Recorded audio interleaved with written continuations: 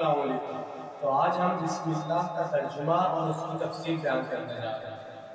بسم اللہ الرحمن الرحیم، شروع اللہ کے نام سے جو بڑا مہربان اور نہایت رحم کرنے والا ہے۔ سورہ فاتحہ اگرچہ قرآن حکیم کی مختصر صورتوں میں سے ہے، اس کی کل 7 آیات ہیں، لیکن یہ قرآن حکیم کی عظیم صورت ہے۔ اس سورہ مبارکہ کو ام القرآن بھی کہا گیا ہے اور اساس القرآن بھی، یعنی یہ پورے قرآن کے لیے جڑ، بنیاد اور اساس کی حیثیت رکھتی ہے۔ یہ الفاتحہ کس اعتبار سے ہے؟ فتح یافتہ کے معنی ہے کھولنا، چنانچہ قرآن حکیم شروع اس سورت سے ہوتا ہے، لہذا یہ سورہ فاتحہ the opening سورہ آف دا قرآن ہے۔ اس کا ایک نام القافیہ یعنی کفایت کرنے والی ہے، جبکہ ایک نام الشافیہ یعنی شفا دینے والی ہے۔ دوسری بات یہ نوٹ کی جائے کہ یہ سورہ مبارکہ کی پہلی مکمل سورت ہے جو رسول اللہ صلی اللہ علیہ وسلم پر نازل ہوئی ہے۔ اس سے پہلے متعارف آیات نازل ہوئی۔ سب سے پہلے سورہ القلم کی 5 آیات ہیں، پھر سورہ نون یا سورہ القلم کی 7 آیات ہیں، اور پھر سورہ مزمل کی 9 آیات ہیں، اور پھر سورہ مدثر کی 7 آیات ہیں، اور پھر سورہ فاتحہ کی 7 آیاتیں نازل ہوئی۔ لیکن یہ پہلی مکمل سورت ہے جو نازل ہوئی ہے رسول اللہ صلی اللہ علیہ وسلم پر۔ سورۃ الحجر میں ایک آیات بائیں الفاظ آئی ہے، وَلَقَدْ آتَيْنَاكَ سَبْعًا مِّنَ الْمَثَانِي وَالْقُرْآنِ الْعَظِيمِ، ہم نے اے نبی صلی اللہ علیہ وسلم، آپ صلی اللہ علیہ وسلم کو 7 ایسی آیات عطا کی ہیں جو بار بار پڑھی جاتی ہیں اور عظمت والا قرآن۔ سورہ الفاتحہ کی 7 آیاتیں دوہرا کر پڑھی جاتی ہیں، نماز کی ہر رکعت میں پڑھی جاتی ہے، اور یہ سورہ مبارکہ خود اپنی جگہ پر ایک قرآن عظیم ہے۔ صحیح بخاری کی روایت ہے کہ رسول اللہ صلی اللہ علیہ وسلم نے ارشاد فرمایا، ترجمہ: سورہ قرآن عظیم ہے جو مجھے عطا ہوئی ہے۔ تعداد کے اعتبار سے اس کی 7 آیات متفقی عالیہ ہیں، البتہ اہل علم میں ایک اختلاف ہے۔ بعض حضرات کے نزدیک، جن میں امام شافعی رضی اللہ عنہ بھی شامل ہیں، آیات بسم اللہ بھی سورہ فاتحہ کا جز ہے۔ ان کے نزدیک بسم اللہ الرحمن الرحیم سورہ فاتحہ کی پہلی آیات اور صراط الذین انعمت علیہم غیر المغضوب علیہم ولا الضالین 7ویں آیات ہے۔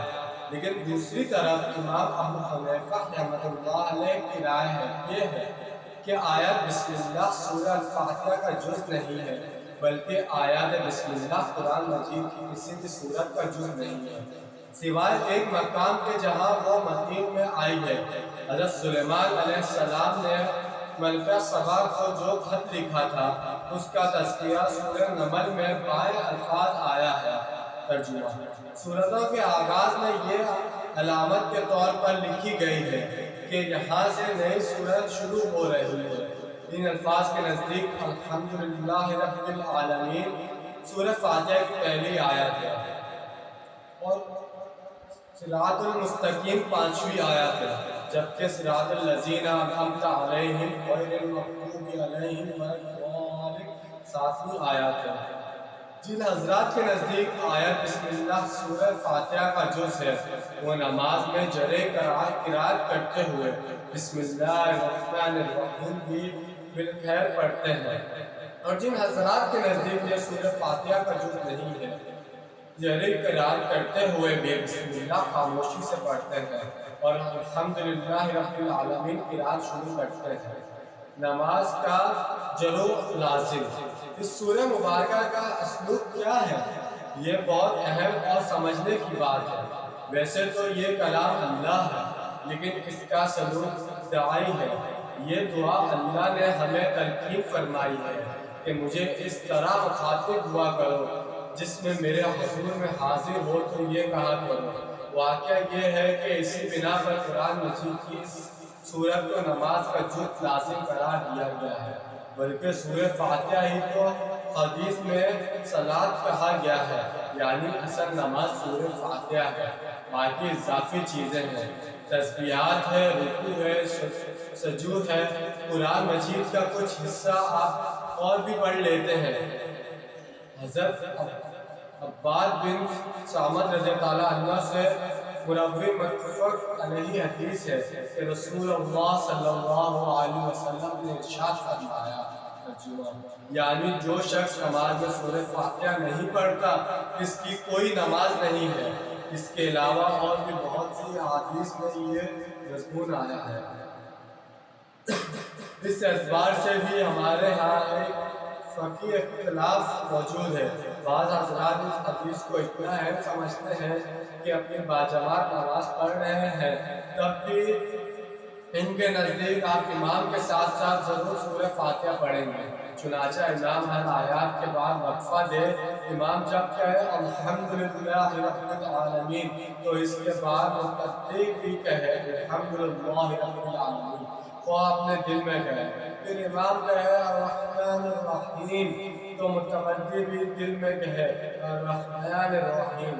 یہ موقف ہے امام شافعی رحمۃ اللہ کا کہ نماز چاہے جہری ہو یا چاہے سرئی ہو، اگر آپ امام کے پیچھے پڑھ رہے ہیں تو امام اپنی سورہ فاتحہ پڑھے گا اور آپ اپنی پڑھیں گے اور لازمن پڑھیں گے۔ امام ابو حنیفہ رضی اللہ عنہ کا موقف ہے اس کے بالکل برعکس ہے کہ امام جب سورہ فاتحہ پڑھے گا تو ہم پیچھے بالکل نہیں پڑھیں گے، بلکہ امام کی قرات ہی مقتدیوں کی قرات ہے۔